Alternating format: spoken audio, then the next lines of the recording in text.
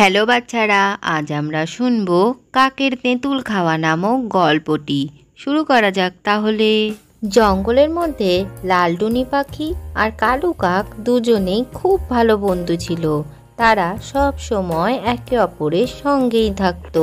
একদিন লালটুনি পাখি দুটো পাকা আম এনে একটি গাছের ওপরে বসে কালু কাকের জন্য অপেক্ষা করতে থাকে।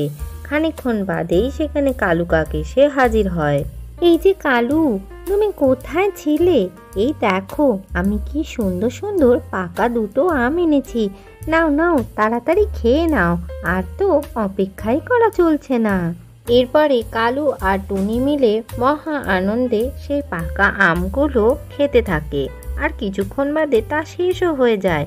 তখন কালু টুনিকে বলে, টুনি, এই আম তো খুবই সুন্দর, কিন্তু আমার অনেক দিন ধরে পাকা তেঁতুল খেতে খুব ইচ্ছে করছে।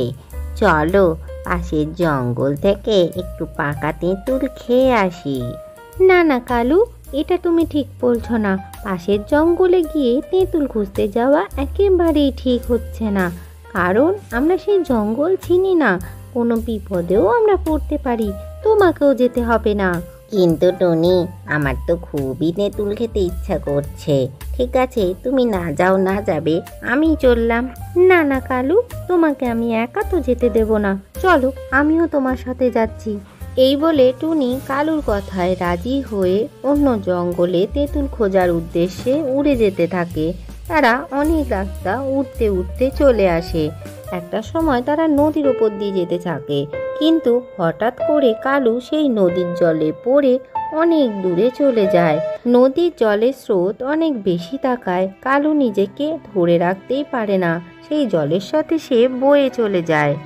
এটা কি হয়ে গেল কালু, তুমি কোথায় চলে গেলে?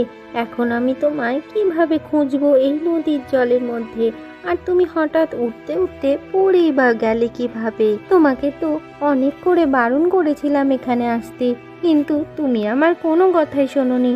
এখন আমি তোমাকে কোথায় খুঁজবো?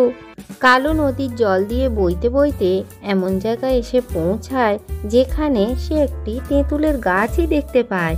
আর সে তো খুবই খুশি হয়ে যায়। সাথে সাথেই সে বলতে থাকে, আরে বাহ, এ তো দারুণ ব্যাপার। আমি নদীর মধ্যে দিয়ে বইতে বইতে মনে হয় অন্য জঙ্গলেই চলে এসেছি। আর সামনেই তো দেখছি একটা পাকা তেঁতুলের গাছ। এ তো দারুণ মজা হলো, পাকা তেঁতুলও খাওয়া হয়ে যাবে আমার। কিন্তু কিছুক্ষণের মধ্যেই সেখানে একটি চিল এসে হাজির হয়। চিলকে দেখে কালু তো খুবই ভয় পেয়ে যায়। কি করবে সে কিছুই বুঝে উঠতে পারে না। চিল তখন তাকে বলে, কি ব্যাপার রে কাক, তুই এখানে? তুই জানিস না এটা আমার এলাকা?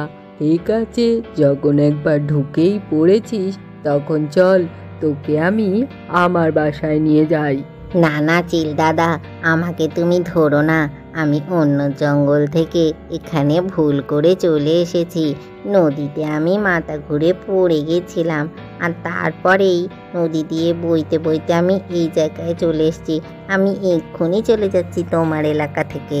তা কি করে হয় কাক? যখন একবার এসে পড়েছিস তখন তো আমি তোকে খাবই। চল তুই আমার সাথে।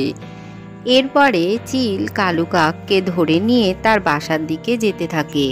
বাসায় নিয়ে গিয়ে চিল কালু কাককে একটি বড় খাঁচার মধ্যে বন্দি করে রাখে আর বলতে থাকে, আজ তুই এই খাঁচাতেই বন্দি হয়ে থাক। আজ আমার পেটটা ভরাই রয়েছে, কালকে তোকে মজা করে খাওয়া যাবে। এখন আমার খুব ঘুম পেয়েছে, আমি একটু শুতে চললাম। এরপরে চিল শুয়ে পড়লে চুপি চুপি টুনি পাখি কাকের খোঁজে সেখানে এসে হাজির হয়। কালু, তুমি দেখলে তো, তোমাকে কত করে বারণ করেছিলাম এই জঙ্গলে না আসতে, তুমি আমার কোনো কথাই শোনোনি। এবার চলো, তোমাকে আমি এখান থেকে তাড়াতাড়ি বের করে নিয়ে যাই।